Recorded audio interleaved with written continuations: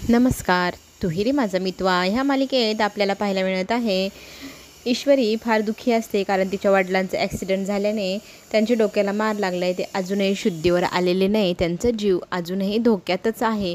या गोष्टीने तिला वाईट वाटत असतं. आकाश त्यांची सांत्वन करण्यासाठी भेटण्यासाठी आलेला असतो. त्याला कळल्या तो लगेच आला आहे असंही तो सांगतो आणि चौकशी करू लागतो. तितक्यात तिथे हवालदार येतात. ते बयान घ्यायचं म्हणून त्यांच्याकडे सही मागत असतात आणि काय काय घडलं दिवसभरात ते सगळं सांगायला लावतात.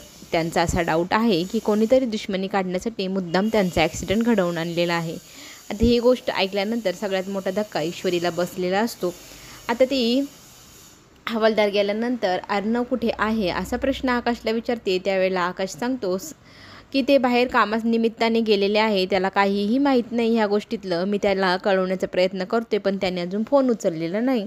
इकडे खरं तर महत्त्वाचं काम म्हणजे ताईला हॉस्पिटलला घेऊन अंजलीला घेऊन गेलेला असतो अर्णव. आणि घरी आल्यानंतर आजी त्याचं कौतुक करते.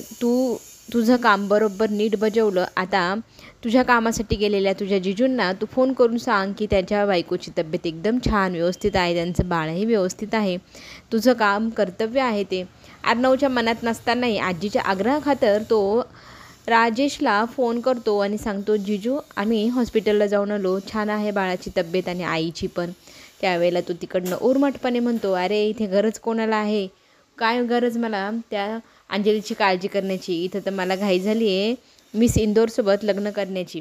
आणि समोर ताई बसलेली असते. ताईचा इतका आनंदी चेहरा पाहून अर्णव मात्र काहीच बोलत नाही. तिथून उठून रेंज नाही म्हणून बाहेर येतो. इकडे येऊन राकेशशी वाद घालू लागतो. राकेश तेव्हा त्याला म्हणतो, तुला काय वाटतं मी इतका साधं सिंपल आहे. अरे इथं बसलो आहे तरी तुझ्यावरती मी आता इतके संकट पाठवणार आहे. त्या संकटांना तू कसं तोंड देतो हेही मी बघणारच आहे. तेव्हा तयार हो संकटांसाठी. आता हा इतका शांतपणे बोलतो आहे, याला काहीच भीती नाही, काहीच वाटत नाही, इतक्या लांब गेला आहे. माझा प्लॅन फ्लॉप गेला आहे की काय असं त्याला वाटू लागतं. मामांनाही तो सांगतो. मामा म्हणतात हो मलाही आता तसंच वाटू लागले, कारण लेटर वाचल्यानंतरही आपल्याला ईश्वरीने काहीच कॉन्टॅक्ट केलेला नाही किंवा भेटलेलीही नाही.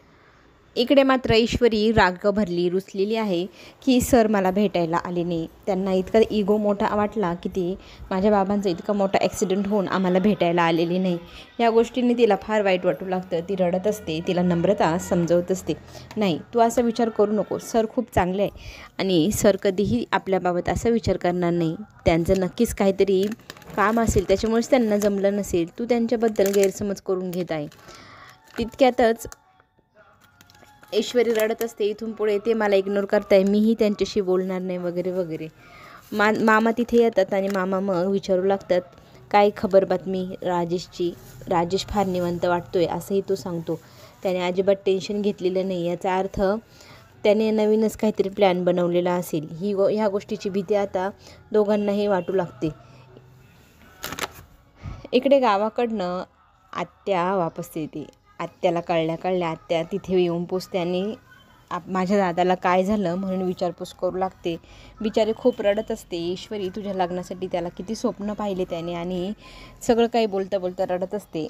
इकडे आकाशने दादाला फोन केलेला असतो. त्याला कळवलेलं असतं की काय काय झाले म्हणून. ते ऐकल्यानंतर अर्णवला धक्का बसतो की तू इतक्या वेळात मला सांगितलं का नाही.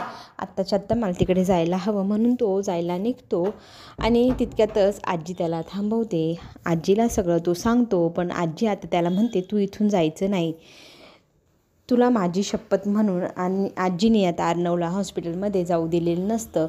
पुढे आपल्याला हेही पाहायला मिळतं की राजेश वॉर्डबॉयचे कपडे घालून हा आतमध्ये ईश्वरीच्या वडिलांच्या रूममध्ये जातो. तिथे जाऊन ऑक्सिजनच्या प्लॅन्टचे बटणं बंद करतो, त्यांचे मशिनरी सगळ्या बंद करतो. त्याच्यामुळे आता त्यांचा जीव धोक्यात येणार आणि त्यांना पुढे जे काय होईल ते पाहायला आपल्या सगळ्यांनाच आवडणार. चला तर मग चॅनलला नक्की सबस्क्राईब करा, म्हणजे पुढे येणारा नवीन प्रोमो आपल्यापर्यंत लवकर पोहोचेल. धन्यवाद.